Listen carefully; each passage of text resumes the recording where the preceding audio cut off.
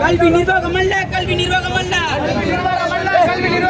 ஆதியர்களில் வெறி கூடம் தீர்த்தபதி மேல்நிலைப் பள்ளியில் நடக்கின்ற சாதியா ஒடுக்குமுறைகளை கண்டிக்கின்றோம் காவல்துறையை கண்டிக்கின்றோம் குற்ற சம்பவத்தில் ஈடுபட்ட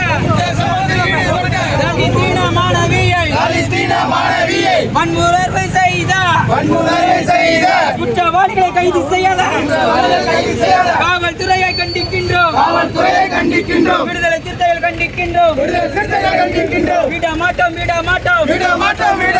வன்முறை குற்றத்தில் ஈடுபட்ட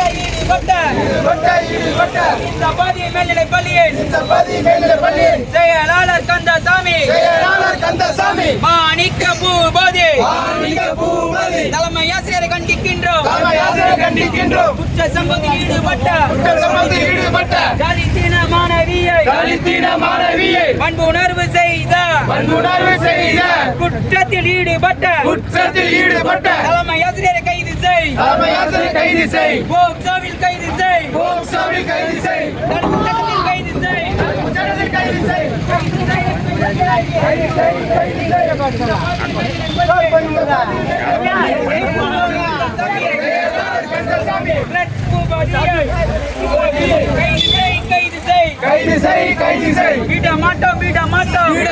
விட மாட்டோம் விடுதலை சிறுத்தைகள் விட மாட்டோம் தலித் மக்கள் விட மாட்டோம் தலித்தின மாணவியை வன்புணர்வு செய்த தீர்த்தபதி மேல்நிலைப் பள்ளியின் நிர்வாகத்தை விட மாட்டோம் குற்ற சம்பவத்தில் ஈடுபட்ட குற்றவாளிகளை விட மாட்டோம் துணை போகாதே காவல்துறையை துணை போகாதே வன்புணர்வு செய்த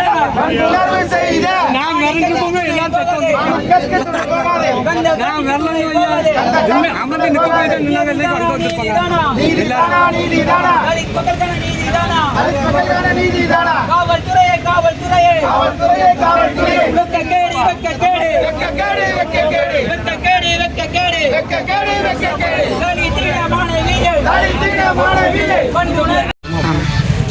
ஒன்று கொடுத்து வீட்டுக்கு அனுப்பிடுது. அந்த அன்றைக்கி இந்த அம்மா என்ன செய்து நேராக கொண்டு போய் ராணி ஸ்கூலில் போய் சேர்க்காரு. அது மகளிர் அரசு மேல்நிலைப்பள்ளி அதில் சேர்த்துட்டு திருப்பதி அந்த கம்ப்ளைண்ட்டை என்ன பண்ணணும்னு முடிச்சுட்டே இருக்காங்க. இது யார் மூலியமாக போலீஸ் வரையும் போயிடுச்சு. அதுக்கப்புறமா நாங்கள்லாம் இது ஒரு நேரத்துக்கு போய் என்னென்னு கேட்டதுக்கப்புறம் அந்த விஷயம் உண்மை வந்துச்சு. இப்போ என்னென்னு கேட்டால் ஒரு புறம்போக்குக்காண்டி இவர் என்ன செய்வார், ஒரு பொண்ணவே செக்ரட்டரி ஹெச்எம்கிட்ட சொல்லி ஹெச்எம் பூபதிகிட்ட சொல்லி இந்த பொண்ணவே வெளியேற்றாங்க. இது இவங்க பூராமே ஆதிக்க ஜாதி. இந்த அம்மா பட்டியலத்தில் ரொம்ப பிற்படுத்தப்பட்ட சமுதாயம், இந்த குதிரை வெண்ணான் சமுதாயம். இவங்களுக்கு யாருமே கிடையாது. ஊருக்கு 4 பேர் தான் இருப்பாங்க அந்த கம்யூனிட்டி. அதனால் இவங்களை எல்லாருமே பிசி அந்த இது போக்சோவில் கீழே கொண்டு வந்து அவ்வளோ வெறி பிசிஆர் பதிவு பண்ணி ஹெச்எம்மையும் பூபதியும் பதவி ஸ்கூலில் இருந்து சஸ்பெண்ட் பண்ணணும். இந்த கேஸ்லேயும் இது பண்ணணும். அப்புறம் செக்ரட்டரி மேலே வழக்கு பதிவு பண்ணி அவரையும் பிசிஆர்லேயும் போக்சோவில் கொண்டு வரணும். அது வரையும் போராட்டம் தொடரும். தெரியாது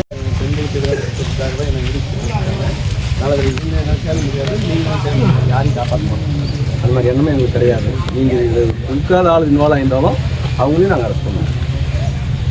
சரிங்களா? இப்போ அந்த மெயின் அக்யூஸை செக்யூர் பண்ணிட்டாங்க. அவங்கள்ட்ட கன்ஃபர்ஸ் வாங்குவாங்க. அது இன்வால்வ் ஆகிடுச்சுன்னா 5% இன்வால்வ் ஆயிருந்தாலும் யாரையும் நாங்கள் லோக் பண்ண கண்டிப்பாக ஓகே.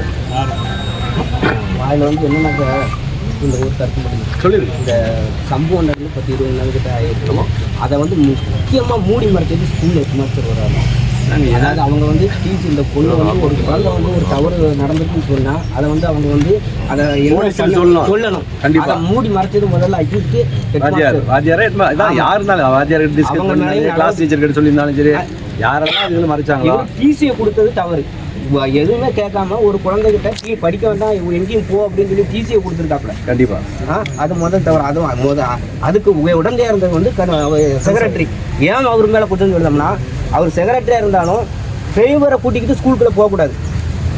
அவருக்கு ஸ்கூலுக்கு எந்த சம்மந்தமும் கிடையாது. முதல்ல அவர் பழக்கப்படுத்தி விட்டே தான் அவன் தவறு பண்ணதுக்கு உண்டான இது வந்திருக்கு. அப்புறம் அவர் ஆஃபீஸில் இருக்க பொண்ணு அவங்களுக்கு வந்து ஆள் கிடையாது. அவங்க அப்பா கிடையாது அந்த குழந்தைக்கு. அவங்க அம்மாவை கூட்டி கொண்டு அவங்க ஆஃபீஸில் வச்சு நீங்கள் இந்த மாதிரி புகார் கொடுக்கக்கூடாது, வேறு எதுவும் செய்யக்கூடாதுன்னு சொல்லி மிரட்டியிருக்காப்புல. யார்?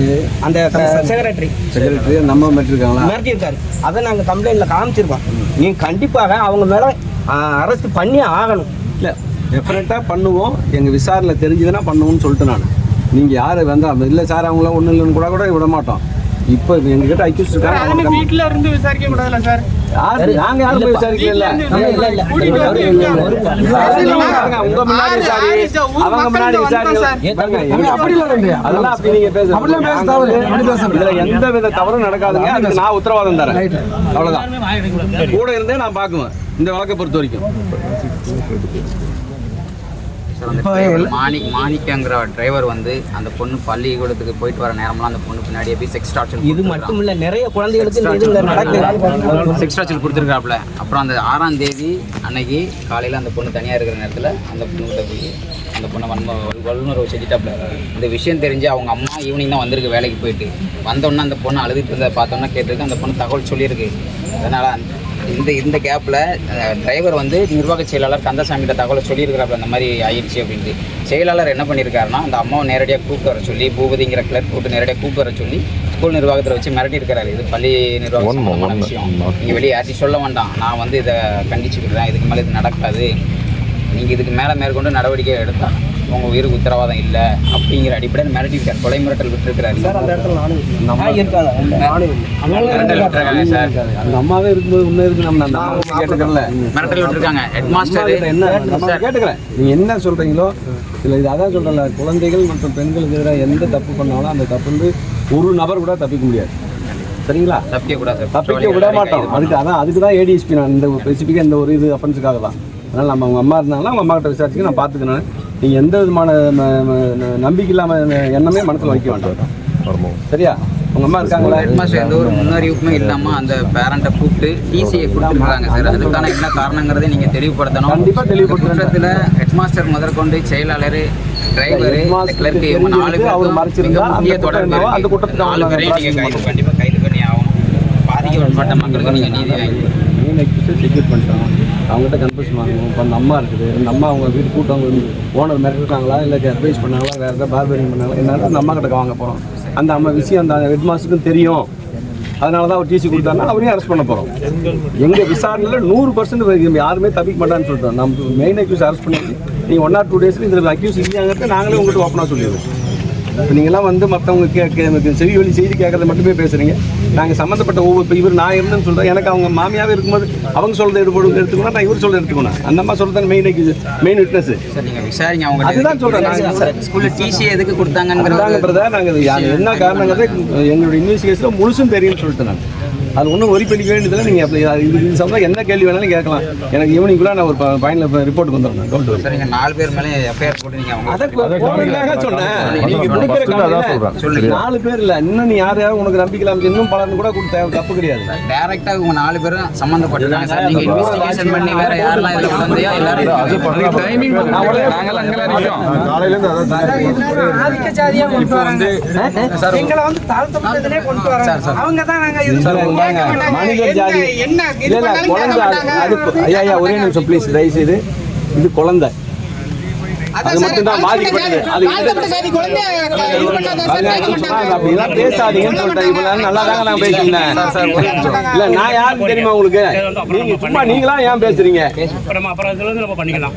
சார்? ஒரே ஒரு விஷயம் சார், வழக்கறிஞர் சங்க தலைவராக இருக்கனால கந்தசாமி அதனால தான் இன்னும் இது வரைக்கும் தாமதம் ஆகுதான்னு கேட்குறேன் சார். ஒரே நிமிஷம்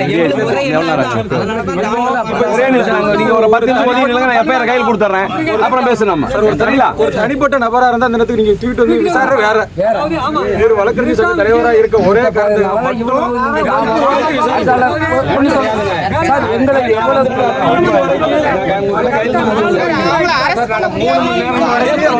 சொல்ல முடியாது.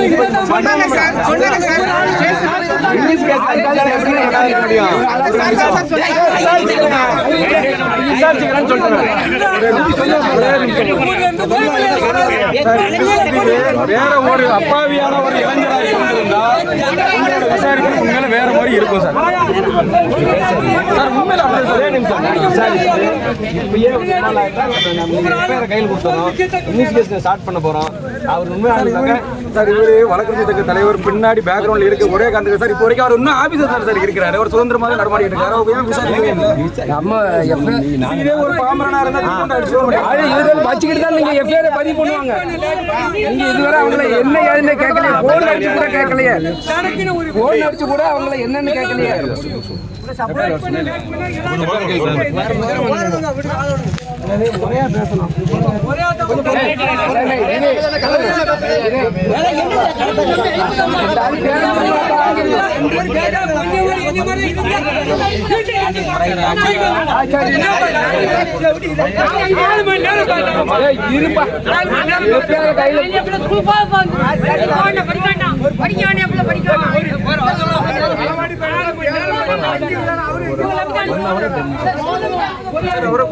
விசாரிக்க கூட எஃப்ஐஆர் போட்டதான பெட்டிஷன் கொடுத்து நேற்று 8 மணிக்கு கொடுத்துருக்கோம். நேற்று 8 மணிக்கு கொடுத்துருக்கோம். 24 மணி நேரம் எஃப்ஐஆர் அங்கே இப்போ நான்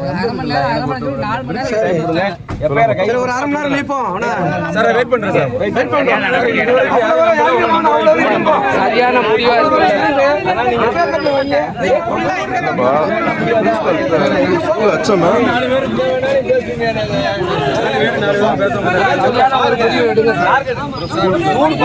கரெக்டான முடிவு எடுப்புங்க. சரியா? எஸ்பி தான் இந்த முடிவு எடுக்கிற அதிகாரம் உள்ளவர். நான் 100% உண்மையான கரெக்டான முடிவு எடுப்பேன். Don't worry. ஒரு 10 நிமிஷம்